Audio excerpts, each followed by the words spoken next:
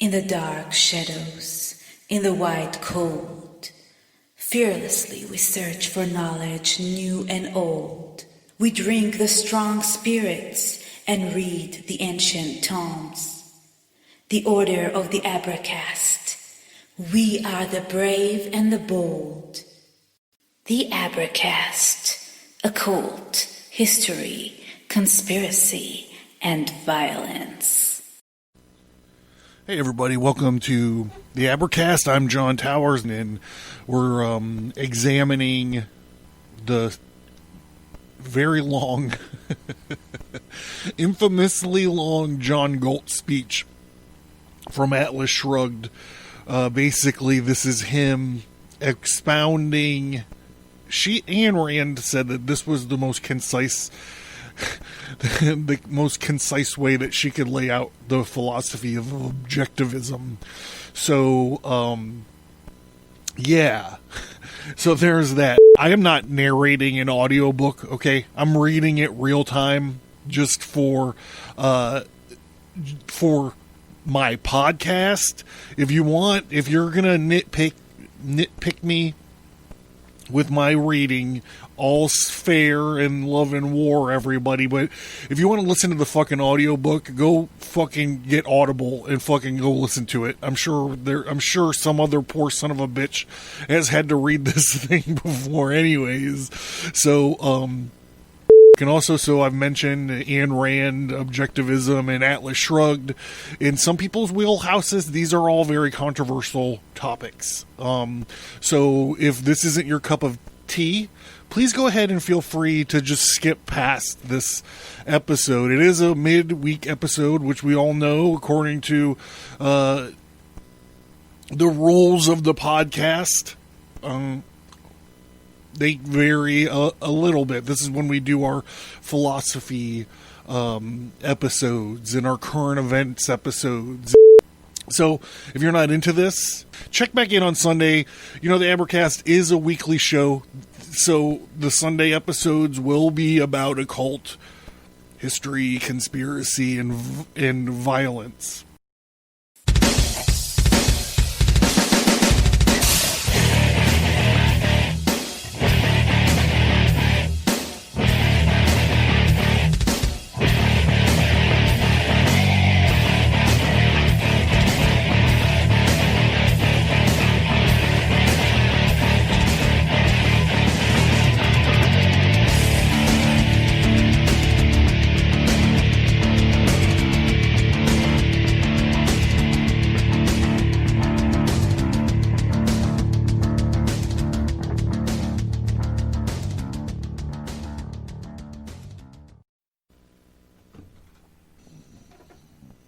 Your morality tells you to renounce the material world and to divorce your values from matter. A man whose values are given no expression in material form, whose existence is unrelated to his ideals, whose actions contradict his convictions, is a cheap little hypocrite. Yet that is the man who obeys your morality and divorces his value from matter. The man who loves one woman but sleeps with another.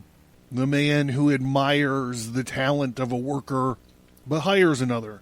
The man who considers one cause to be just but donates his money to support of another. The man who holds high standards of craftsmanship but devotes his efforts to the production of trash. These are the men who have renounced matter, the men who believe that their values or the values of their spirit cannot be brought into material reality. Do you say that it is the spirit that such men have renounced? Yes, of course. You cannot have one without the other. You are an indivisible entity of matter and of consciousness, and renounce your consciousness and you become a brute. Renounce your body and you become a fake.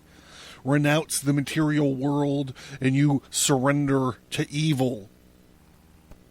But that is precisely the goal of your morality, the duty that your code demands of you. Give to that which you do not enjoy, serve that which you do not admire, and submit to that which you consider evil. Surrender the world to the value of others. Deny, reject, renounce yourself. Your self is your mind, and renounce it, and you become a chunk of meat ready for any cannibal to swallow. It is your mind that they want you to surrender. All those who preach the creed of sacrifice, whatever their tags of their motives, whether they demand it for the sake of your soul or of your body, whether they promise you another life in heaven or a full stomach on this earth. Those who start by saying, it is selfish to pursue your own wishes, you must sacrifice them to the wishes of others, end up by saying, it is selfish of you to uphold your conviction, you must sacrifice them to the convictions of others.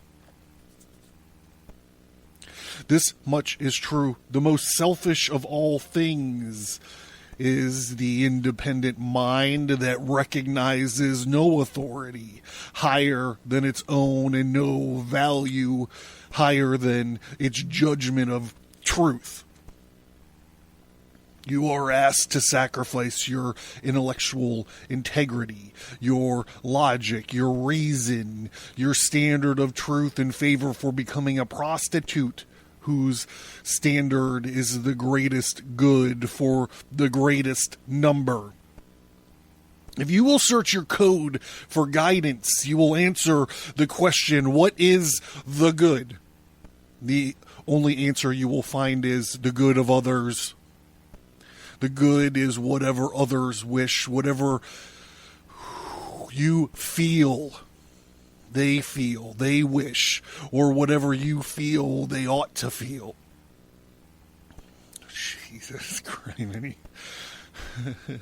The good of others is a magic formula that transforms anything into gold. The formula to be recited is a guarantee of moral glory, and as a fumigator for any actions, even the slaughter of a continent. Your standard of virtues is not object.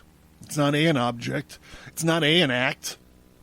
It's not a principle, but an intention. You need no proof, no reason, no success. You need not achieve, in fact, the good of others. All you need to know is that your motive was the good of others, not your own.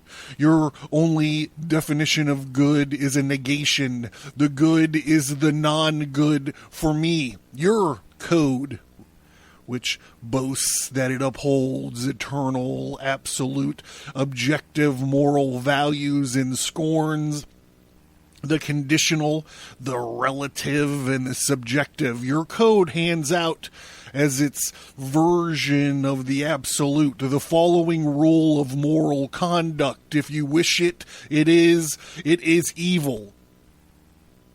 If others wish it, it's good. If the motive of your action was your welfare, don't do it. If the motive is the welfare of others, then anything goes. As this double-jointed, double-standard morality splits you in half, so it splits mankind into two enemy camps. One is you. The other is all the rest of humanity. You are the only outcast who has no right to wish or live. You are the only servant, the rest are the masters. You are the only giver, the rest are the takers. You are the eternal debtor, and the rest are the creditors, never to be paid off. You must not question their right to your sacrifice or the nature of their wishes, but in their needs, their right is conferred upon them by a negative. And that fact that that they are non-you. For those of you who might ask questions, your code provides a consolation prize and a booby trap. It is for your own happiness. It says that you must serve the happiness of others. The only way to achieve your joy is to give it up to others. The only way to achieve your prosperity is to surrender your wealth to others. The only way to protect your life is to protect all men except yourself. And if you find no joy in this procedure, it is your own fault and the proof of your evil. If you were good, you would find your happiness in providing a banquet for others, and your dignity in existing on such crumbs as they might care to toss you. You have no standard of self-esteem except the guilt, and dare not ask the question. But you know the unadmitted answer, refusing to acknowledge what you see, what hidden premise moves your world. You know it. Not in an honest statement, but in a dark uneasiness within you. And while you flounder between guiltily cheating and grudgingly practicing a principle too vicious to name, I, who do not accept the unearned, neither in value nor in guilt, am here to ask the question you evaded. Why is it moral to serve the happiness of others but not your own? If enjoyment is value, why is it moral when experienced by others but immoral when experienced by you? If the sensation of eating a cake is a value, why is it an immoral indulgence in your stomach but a moral goal for you to achieve in the stomach of others? Why is it immoral for you to desire, but moral for others to do so? Why is it immoral to produce a value and keep it, but moral to give it away? And if it is not moral for you to keep a value, why is it moral for others to accept it? If you are selfless in virtue when you give it, are they not selfish and vicious when they take it? Does virtue consist of a serving vice? Is the moral purpose of those who are good self-immolation for the sake of those who are evil? The answer you evade, the monstrous answer, is no, the takers are not evil, provided they do not earn a value you gave them.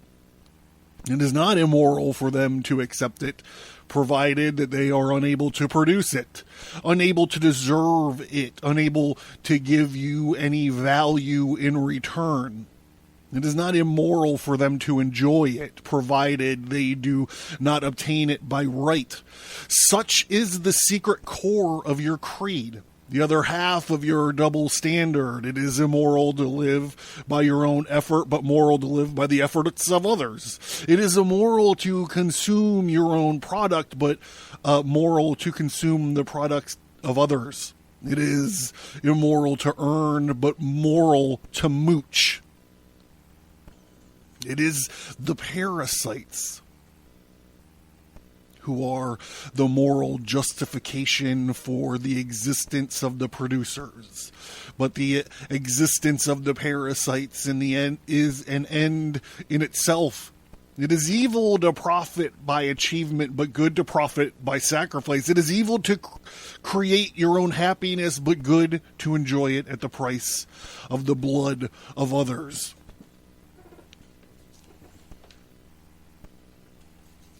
Your code divides mankind into two castes and commands them to live by opposite rules.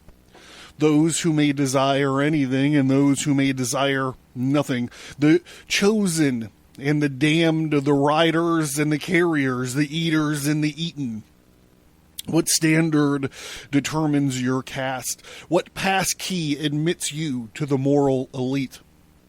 The pass key is the lack of value.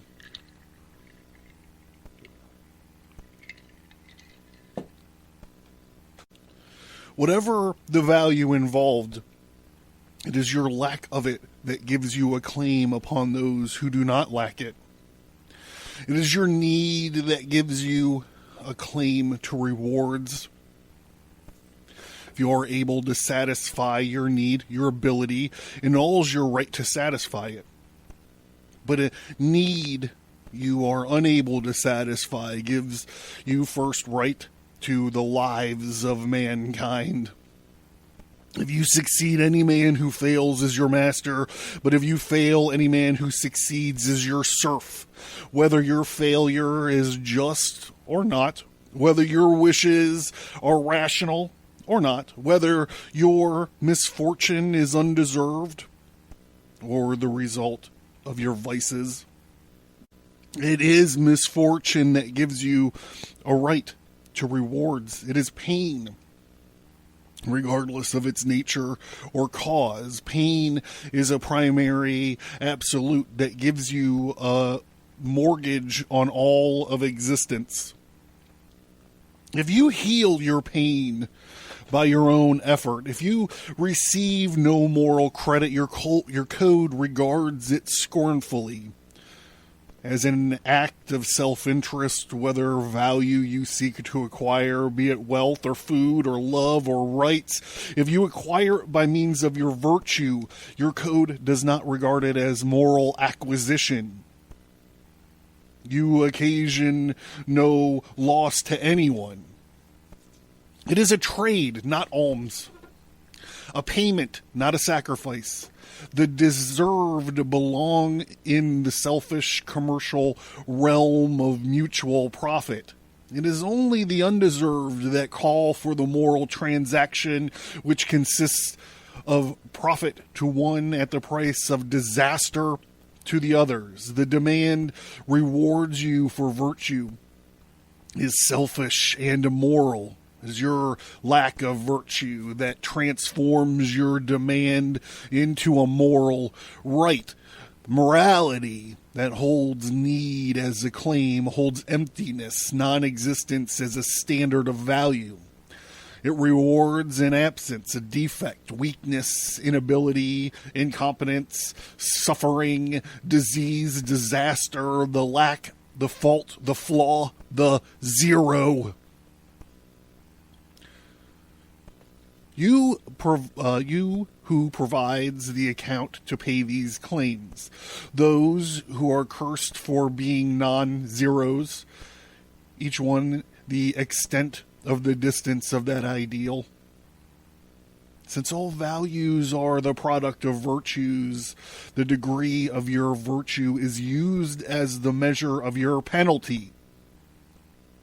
The degree of your faults is used as a measure of your gain. Your code declares that the rational man must sacrifice himself to the irrational, the independent man to parasites, the honest man to the dishonest, the man of justice to the unjust, the productive man to the thieving loafers, the man of integrity to compromising knaves, the man of self-esteem to sniveling neurotics. Do you wonder at the meaninglessness of soul in those you see around you? The man who achieves these virtues will not accept your moral code. The man who accepts your moral code will not achieve these virtues. Under a morality of sacrifice, the first value you sacrifice is morality. The next is self-esteem. When need is the standard, every man is both victim and a parasite. As a victim, he must labor to fill the needs of others, leaving himself in a position of a parasite whose needs must be filled by others. He cannot approach his fellow men except in one of two disgraceful roles. He is both a beggar and a sucker. Fear the man who has $1 less than you. That dollar is rightfully his. He makes you feel like a moral defrauder. You hate the man who has $1 more than you do. That man is rightfully $1 more than you do. You hate the man who has $1 more than you do. That dollar is rightfully yours. He makes you feel that you are morally defrauded. The man below is a source of your guilt, and the man above is a source of your frustration. You do not know what to surrender or demand when to give and when to grab. What pleasure in life is rightfully yours, and what debt is still unpaid to others. You struggle to evade as theory the knowledge that by the moral standard you've accepted, you are guilty every moment of your life. There is no mouthful of food you swallow that is not needed by someone somewhere on earth. You give up the problem in blind resentment. You conclude that moral perfection is not to be achieved or desired, that you will muddle through by snatching as snatch can and by avoiding the eyes of the young and those who look at you as if self-esteem were possible. And they expect you to have it. Guilt is all that you retain within your soul, and so does every other man as he goes past, avoiding your eyes. Do you wonder why your morality has not achieved brotherhood on earth, or the good will of man to man? The justification of sacrifice that you morally propound is more corrupt than corruption of it purports to justify. The motive of your sacrifice, it tells you, should be love. The love you ought to feel for every man. A morality that professes the belief that the values of the spirit are more precious than matter. A morality that teaches you to scorn a whore that gives her body indiscriminately to all men. This same morality demands that you surrender your soul to promiscuous love for all comers.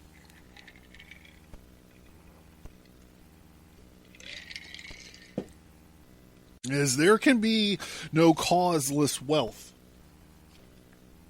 so there can be no causeless love or any sort of causeless emotions. An emotion is a response to a fact of reality. It's an estimate dictated by your standard. To love is to value. The man who tells you that it is possible to value without values, to love those whom you apprize as worthless, is the man who tells you that it is possible to grow rich by consuming without producing. Damn. And that paper money is as valuable as gold. Observe that he does not expect you to feel a causeless fear. When his kind get into power, they are experts at contriving means of terror, at giving you ample cause to feel the fear by which they desire to rule you. But when it comes to love, the highest of emotions, you permit them to shriek at you accusingly that you are a moral delinquent if you are incapable of feeling causeless love. When a man feels fear without reason, you call to the attention of a psychiatrist. You are not so careful to protect the meaning, the nature, and the dignity of love. Love is the expression of one's values, the greatest reward you can earn for the moral qualities you have achieved in your character, in your person, the emotional price paid by one man for the joy he receives from the virtues of another. Your morality demands you divorce your love from values and hand it down to any vagrant, not as a response to his worth, but as a response to his need, not as a reward, but as alms, and not as a payment for virtues, but as a blank check on vices. Your morality tells you that this purpose of love is to set you free of the bonds of morality.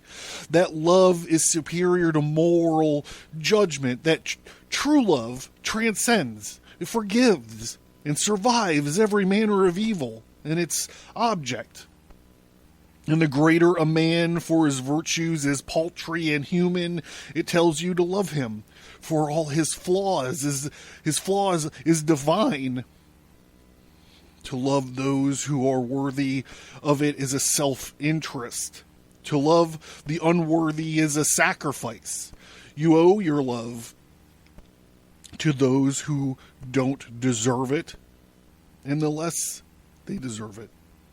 The more love you owe them, the more loathsome the object, the nobler of love and more unfastidious your love is, the greater your virtue.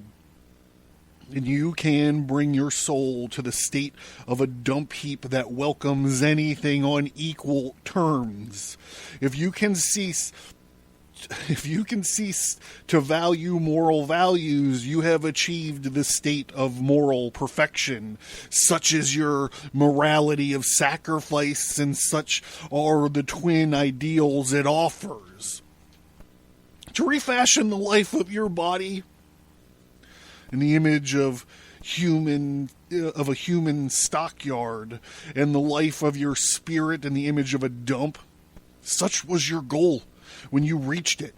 Why do you now moan such complaints about man's impotence and the futility of human aspirations? Because you were unable to prosper by seeking destruction. Because you were unable to find joy by worshiping pain.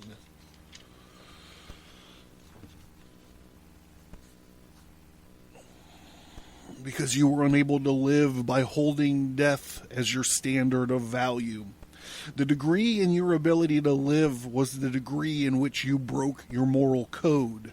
Yet you believe that those who preach it are friends of humanity, and damn yourself and dare not question their motives or their goals, and take a look at them now when you face your last choice. And if you choose to perish, do so with full knowledge of how cheaply and how small and empty an enemy has claimed your life. The mystics of both schools will preach the creed of sacrifice or germs that attack you through a single sore. Your fear of relying on your mind. They tell you that they possess a means of knowledge higher than the mind, a mode of consciousness superior to reason, like a special pull with some bureaucrat of the universe who gives them secret tips withheld from others. The mystics of the spirit declare that they possess an extra sense you lack. This special sixth sense consists of contradicting the whole of the knowledge of your five. The mystics of muscle do not bother to assert any claim to extrasensory perception. They merely declare that your senses are not valid, and that their wisdom consists on perceiving your blindness. By some manner and unspecified means, both kinds demand that you invalidate your own consciousness and surrender yourself to their power. They offer you as proof of their superior knowledge the fact that they assert the opposite of everything that you know, and as proof of their superior ability to deal with existence, the fact that they lead you to misery and self-sacrifice and starvation and destruction.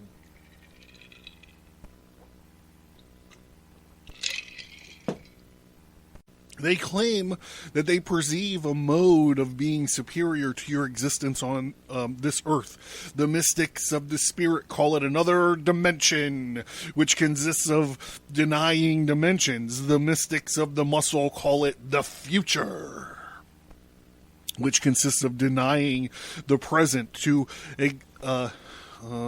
exist is to possess identity. What identity is there to give their superior realm? They keep telling you that it is not, but never tell you what it is. all their identifications consisting of negating God as that which no human mind can know, they say, and proceed to demand that you consider it knowledge. God is a non-man, heaven is a non-earth, soul is a non-body, virtue is a non-prophet, A is non-A, perception is non-sensory, knowledge is non-reason. Their definitions are not acts of defining, but of wiping out. It is only the metaphysics of a leech that would cling to this idea of a universe where a zero is a standard of identification. A leech would want to seek escape to the necessity to name its own nature, escape from the necessity to know the substance of which it builds its private universe is blood. What is the nature of that superior world to which they sacrifice the world that exists? The mystics of the spirit curse matter. The mystics of the muscle curse profit. The first wish men to profit by renouncing the earth. The second wish men to inherit the earth by renouncing all profit. Their non-material, non-profit worlds are realms where rivers run with milk and coffee, where wine spurts from the rocks at their command, and where pastry drops on them from the clouds at the price of opening their mouths. On this material profit-chasing earth, an enormous investment of virtue, of intelligence, integrity, energy, skill is required to construct a railroad to carry them the distance of 1 mile. In their non-material, non-profit world, they travel from planet to planet at the cost of a wish. If an honest person asks them how, they answer with righteous scorn that a how is the concept of vulgar realists. The concept of superior spirits is somehow on the earth restricted by matter and profit. Rewards are achieved by thought. In a world set free of such restrictions, rewards are achieved by wishing. And that is the whole of their shabby secret, the secret of all their esoteric philosophies, of all their dialectics, their super senses and their evasive eyes and snarling words, the secret for which they destroy civilization, language, industry, and lives, the secret for which they pierce their own eyes and eardrums and grind out their senses, blank out their minds, the purpose for which they dissolve the absolutes of reason, logic, matter, existence, reality, is to erect upon the plastic fog a single holy absolute, their wish.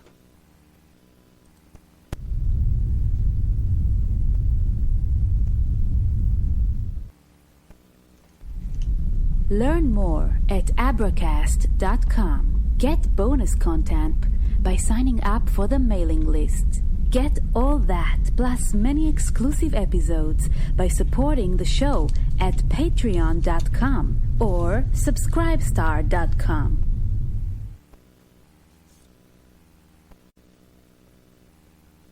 The restriction they seek to escape is the law of identity.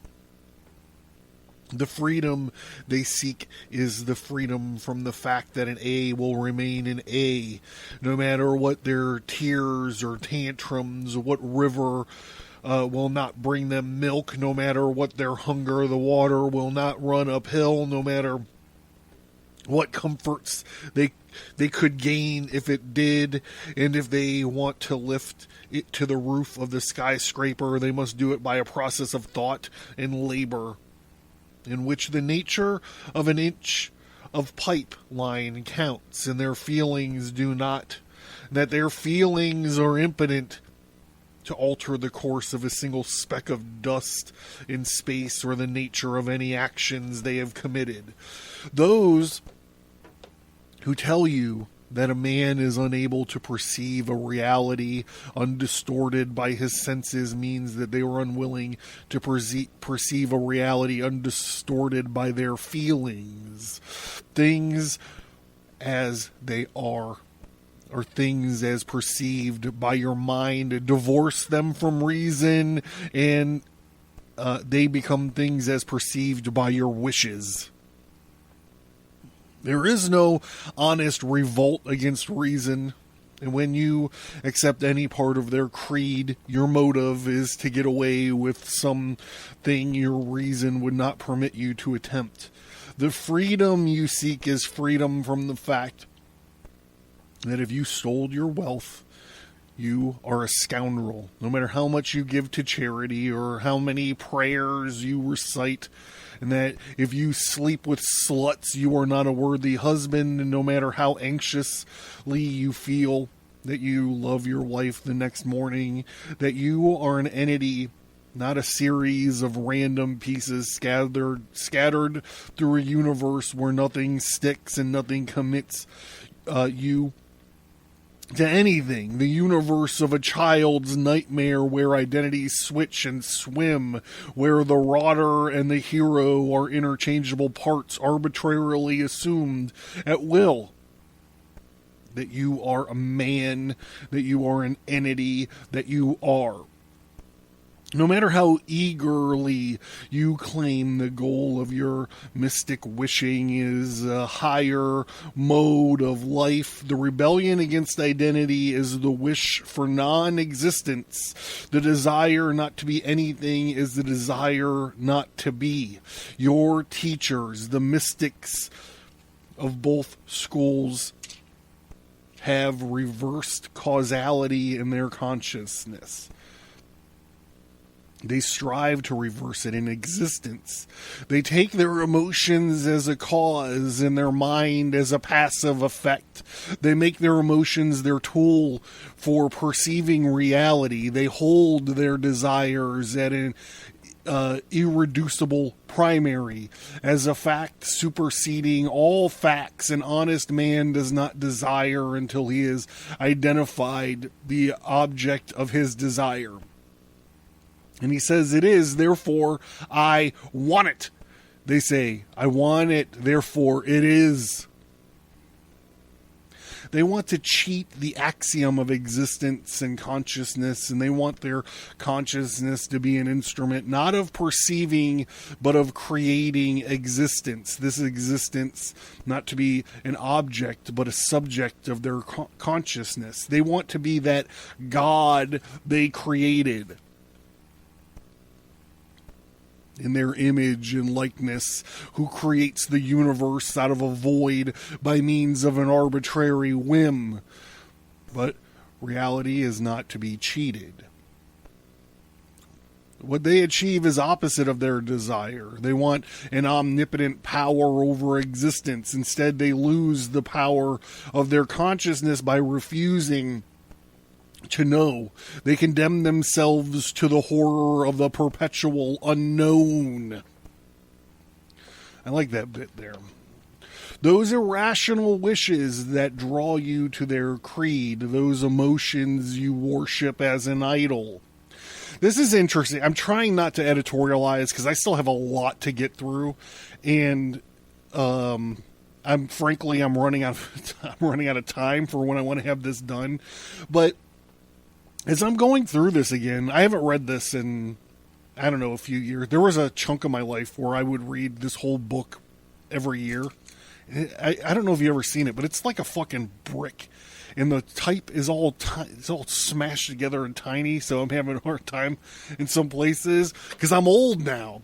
But this whole part in this section of this speech here where John Galt is talking about it reminds me of this thing, and I talked about it on the show before. When I was in high school, I wrote on my bedroom wall. I had this saying, I can't remember right now who it was from, but it says, heroism always feels and never reasons, and that is why it is always right. It's something like that. You could Google it. I don't want to Google it right now to figure it out, but some famous dude had said it, and I was producing these like basement level comic books at the time, and I thought that really had encapsulated some of the themes that I was working with in this series of comic books that I was like, it's like markers and hand lettering word bubbles and all the stuff that no one will ever see. I will never show anyone. I'm sure the old man still has them stashed away somewhere in his gulag up in Cleveland. But that heroism, feels, and never reasons thing really stuck with me, because after I again, I've talked about this on the show before, I had a conversation in a parking lot once that realigned my whole fucking worldview. I had a conversation with two dudes in a parking lot that changed my life. And if I were to be dropped in the middle of Fort Lewis, Washington, I would be able to walk right to this parking lot, right to this spot, and be like, this is where this conversation happened. The last time I talked about this, like, one random Twitter listener tweeted me. I'm never on Twitter, so it took me probably like a year to see that he tweeted me. But he was like, hey, bro, what was this conversation all about? And I never explained it. I never talked about it other than it occurred. I had a conversation with two random dudes. I'm friends with both of them on Facebook nowadays, and one of them is kind of a big deal. So, and I reached out to him, and I'm like, do you remember when we had this talk this one day? And he was like, yeah, I remember that. He was like, I remember how it changed your fucking life. He didn't curse, but yeah. So this conversation changed my life, and it was basically, I mean, a way to put it. Well, I don't know. Like I said, I can't editorialize too much because I have so much to get through. But one of the things that happened during this conversation is I realized that heroism, feels, and never reasons, therefore is always right, is a real kind of feminine way to go around your existence on this world. Like heroism, feels, and never reasons, therefore is always right, is a gigantic crock of shit, because your feelings don't mean anything to anybody. Just like John Galt is sort of saying here, you try to create change in the world by wishing it, is basically, I put that in the same kind of category as heroism, feels, and never reasons, therefore is always right. So this is just a quick little interjection about what this speech at least this part of the speech reminds me of on a personal level.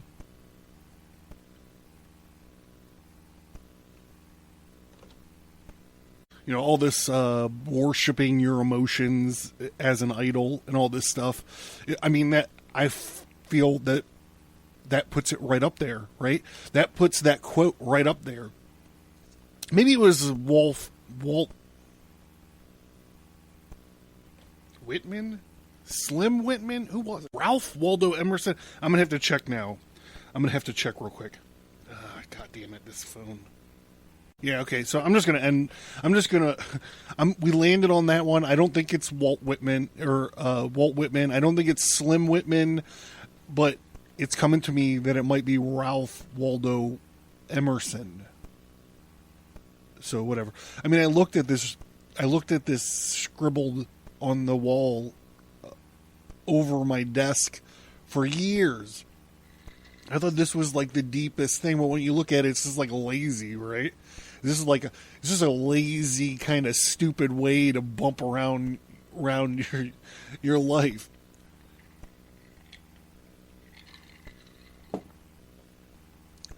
I mean, I guess this whole just conversation flooded into my head. This whole idea is like, well, let's apply that to superhero. Let's apply it to a hero. Think about Batman in the world where heroism feels and never reasons is always right. Where would we be? We'd have a lot of probably dead superheroes laying around, right? Batman is one of the most interesting superheroes because he, in some ways, he doesn't feel, right? Or he can keep his feelings in check. I'm thinking specifically about one of the seminal life-defining... Well, look, look, I must be just bored of reading. Just coming up with all this stuff. When Batman and the Joker are in the tunnel of love in the Dark Knight Returns, and he just cannot bring himself to kill the Joker, even though he wants to, and it's all the cells in his body are like, okay, this is it, let's kill this motherfucker, and he just can't. He can't bring himself to do it because of his mind, his moral, his moral convictions, the value that he places on human life. He can't sacrifice that even for his desire to kill the Joker, even after the Joker had just massacred like 100 people. Oh my God, I'm going to do Objectivism Batman episode. That's probably it. I don't do philosophy very well. I'm not that deep. If you could see the kind of stuff that I get hung up on, you kind of see it. All right, I'm going to bust through a couple more of these paragraphs, and then we're going to do another break.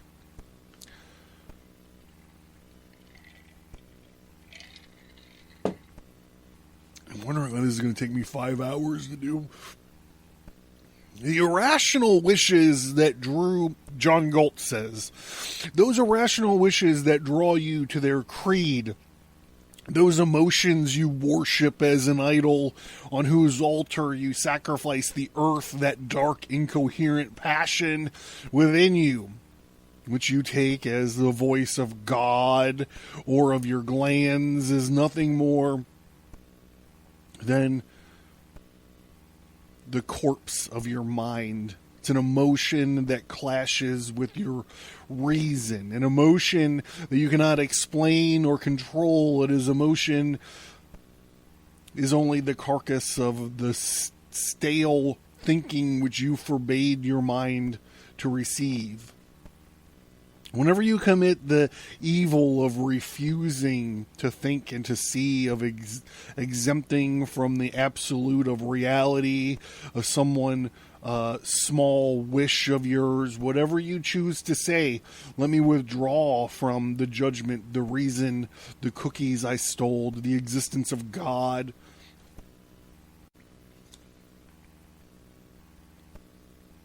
Let me have one of my irrational whim. Let me have my one irrational whim, and I will be a man of reason about all else.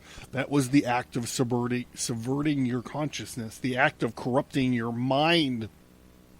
Your mind then became a fixed jury who takes orders from a secret underworld, whose verdicts distort the evidence to fit to an absolute it dares not touch, and a censored reality is the result, a splintered reality where the bits you choose to see are floating among the chasms of those you didn't, held together by an embalming fluid of the mind, which is an emotion exempt from thought. The links you strive to drown are casual connections. The enemy you seek to defeat is the law of causality. It permits you no miracles. But the law of causality is the law of identity applied to action. All actions are caused by entities. The nature of an action is caused and determined by a nature of the entities that act. A thing cannot act in contradiction to its nature. An action not caused by an entity would be caused by a zero. which would mean a zero controlling a thing, a non-entity controlling an entity, a non-existent ruling the existence, which is the universe of your teacher's desire, the cause of their doctrines of causeless actions, the reason of their revolt against reason, a goal of their morality, their politics, their economics, the ideal they strive for, the reign of the zero. The law of identity does not permit you to have your cake and to eat it too. The law of causality does not permit you to eat your cake before you have it. But if you drowned both laws in the blanks of your mind, if you pretend to yourself and to others that you don't see, then you can try to proclaim your right to eat your cake today and mine tomorrow, and you can preach that the way you have a cake is to eat it first before you bake it. And then you to produce is to start consuming all that all wishers have an equal claim to all things, since nothing is caused by anything. The corollary of the causeless is a matter. Oh, this is good. The corollary of the causeless in matter is the unearned in spirit. Whatever you rebel against causality, your motive is the fraudulent desire. Not to escape it, but worse, to reverse it. You want unearned love, as if love, the effect, could give you a personal value. The cause, you want unearned admiration, as if admiration, the effect, could give you virtue. The cause, you want unearned wealth, as if wealth, the effect, you could give you the ability. The cause, you plead for mercy, not justice, as if an unearned forgiveness could be wiped out. The cause of your plea, and to indulge your ugly little shams, you support the doctrines of your teachers while they run hog wild, proclaiming that spending, the effect, creates riches. That cause, the machinery, the effect, creates intelligence. The cause that your sexual desires, the effect, creates your philosophical values. The cause. Who pays for the orgy? Who causes the causeless? Who are the victims, condemned to remain unacknowledged and to perish in silence, lest their apology or lest their agony disturb your pretense that they do not exist? We, the men of the mind, we are the cause of all the values you covet. We who perform the process of thinking, which is the process of defining identity and discovering causal connections. We taught you to know, to speak, to produce, to desire, to love. You who abandon reason, were it not for us who preserve it, you would not be able to fulfill or even conceive your wishes. You would not be able to desire the clothes that had not been made, the automobile which had not been invented, the money which had not been devised, the exchange for goods that did not exist, the admiration that had not been experienced for men who had achieved nothing, the love that belongs and pertains only to those who preserve their capacity to think, to choose, to value. You who leap like a savage out of the jungle of your feelings into a Fifth Avenue of our New York to proclaim that you want to keep the electric lights but destroy the generators. It is our wealth that you use while destroying it. It is our values that you use while damning us. It is our language that you use while destroying the mind. For centuries, the mystics of spirit had exiled by a running and protection racket. By making life on earth unbearable and then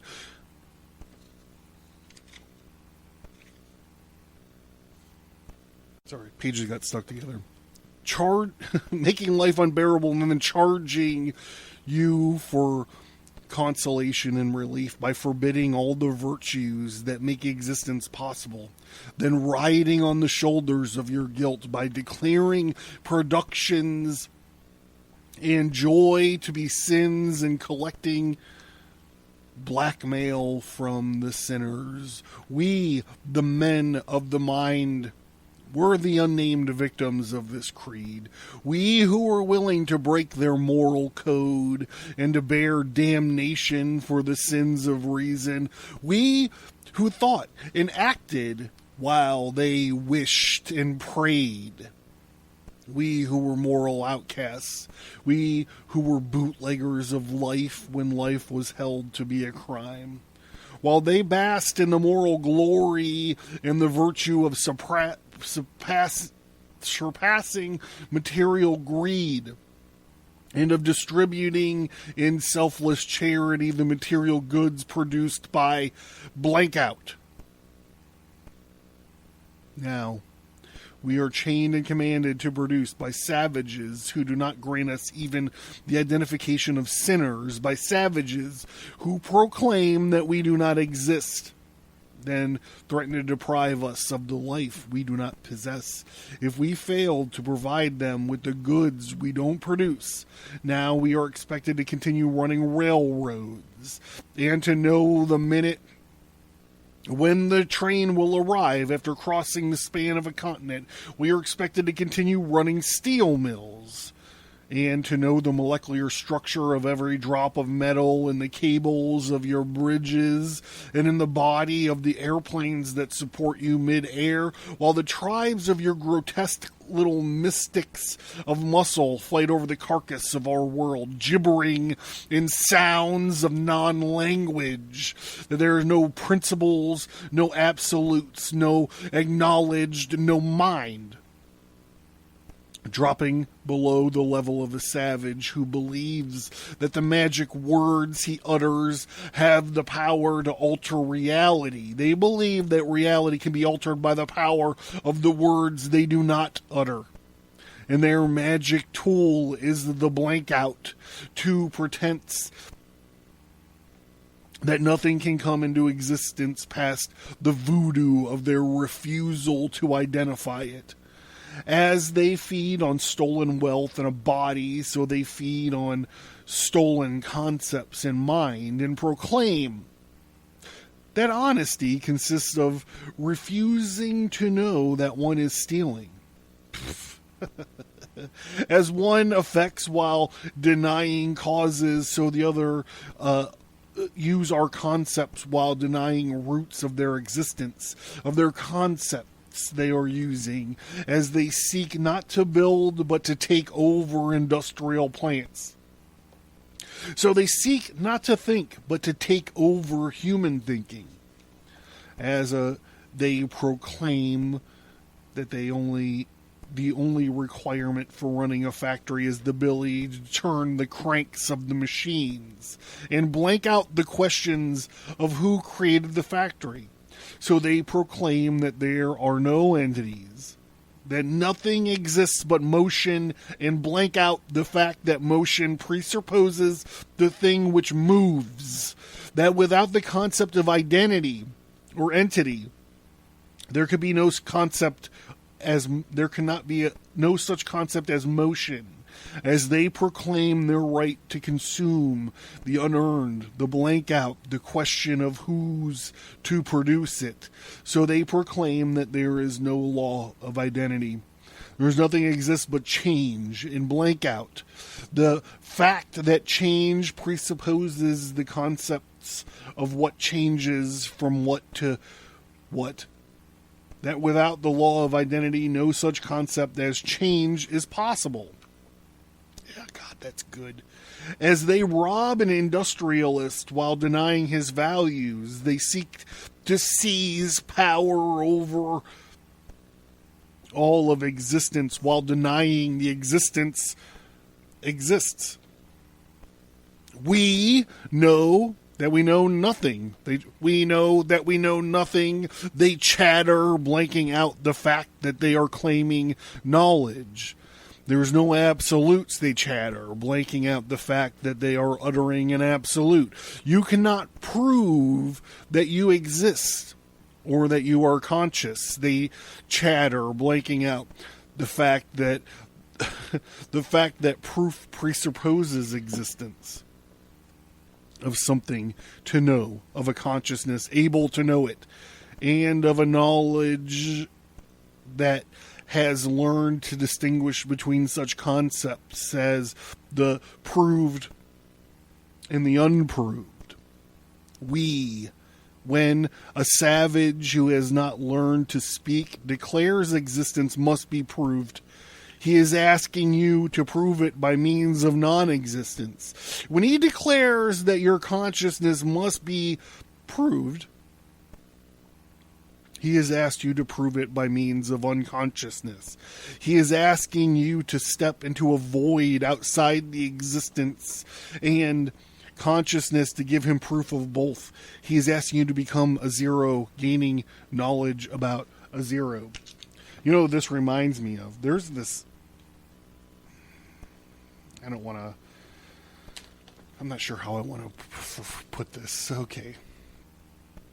I'm not a Trekkie, right? I'm not a Trekkie, but I appreciate good Star Trek. And there is some really good Star Trek. I was rewatching some Star Trek episodes just the other day. And one of the ones I watched was this episode called Measure of a Man.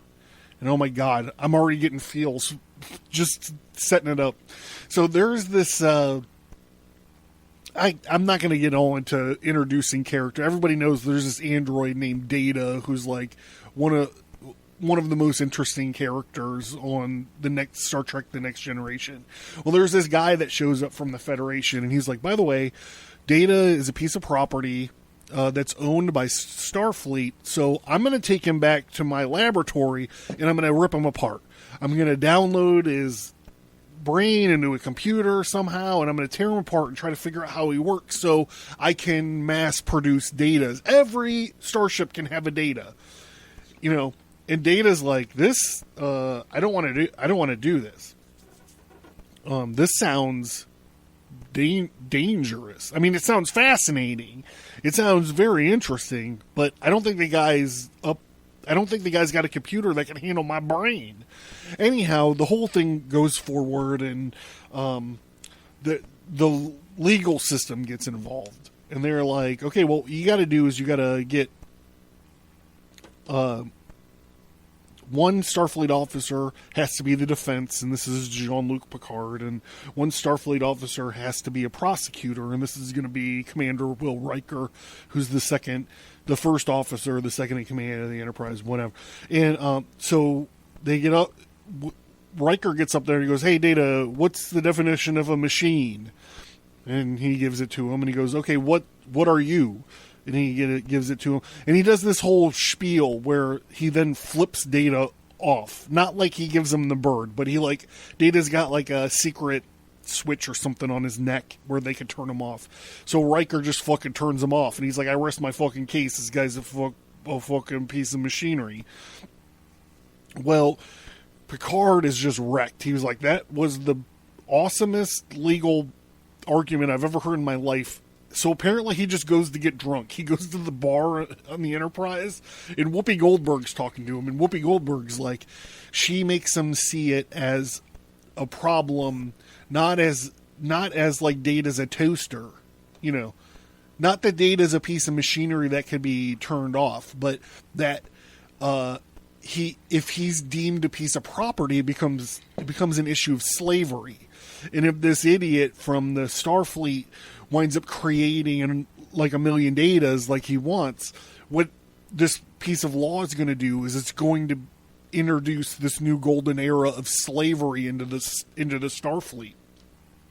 Now, they don't put such a hard edge on to it. Like, they tinker around with it. Picard uses the word slavery once or twice. But then Picard goes in and he just fucking levels everything. I am actually going to go watch this again. I was weeping. I'm a Kirk guy. I also have to point out, I'm a Kirk guy in the classic who was a better, only when there was only two captains that anyone ever cared about. Who was a better captain, Kirk or Picard? I was always a Kirk guy. Now, into the mid to late 90s, I was a Cisco guy. Cisco actually, and you know, so there's my BLM cred, I guess. Whatever. Anyhow, if you guys have Netflix, go find that Star Trek Next Generation Measure of a Man and listen to it. Even if you don't understand Star Trek, look, the guy's a fucking android, right? But this is what they're talking about. They're talking about his mind and his identity. Now, they don't use Ayn Rand terms like that necessarily, but it's an awesome episode. And like I said, I was literally crying. My wife came down and she's like, "Are you feeling okay?" And I'm like, "Yeah, my eyes are just watering about." I cry over everything, though. Okay. Well, like Star Trek. It started this whole screed with, I don't even really like Star Trek. It's funny. All right, I'm an enigma, wrapped in a riddle, wrapped in a conundrum. However that goes. Okay, we're going to get back into this.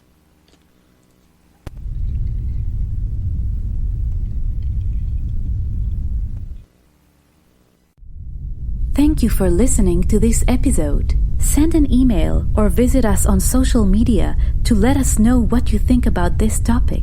And please remember to leave a 5-star rate and review. Hey, did you learn something? Did you laugh? Supporting me is a way for you to be a part of the Abercast and ensure its growth and sustainability. It also means I can create a normal schedule for shows and bonus shows, as well as the exclusive Fellowcraft episodes. By supporting the show, you are not only a listener, but you are a part of the show. You supporting the show gives me a way to offer fun rewards as a thank you for showing your appreciation and support for our projects. Do you have an idea for a reward that you don't see? Let me know. My supporters are my partners. I currently pay for you to listen to the Abercast. Not only do I pay the hosting bills out of my own pocket, I volunteer my time and talent to each and every episode of the Abercast. The price of books, the time and resources of reading and researching, the massive amounts of gin and tonic needed, the equipment it takes to record the shows, the time and resources it takes to create the bonus material, and the cost to maintain the internet presence. Is it worth your support? I don't know. I'm proud of the Abercast, and I feel like I'm improving all the time. In addition to creating the show that you dig and that you are excited about, I also have a full-time commitment and other obligations. So why financial support? All of the supporters help me focus my time on the quality and development of the podcast. And what if you can't afford, $1 or $3 or $10 or whatever a month? Believe me, I get that. There are many degrees of support, but if you can't support the show financially, please consider leaving a 5-star rate and review on your preferred podcast app. And don't forget that you could sign into the mailing list and still unlock a lot of bonus content. Thank you. I cannot put into words how much it means to me that you listen to the show each time I post a new episode. Your feedback, support, and love of the stories that we talk about here is what keeps me going.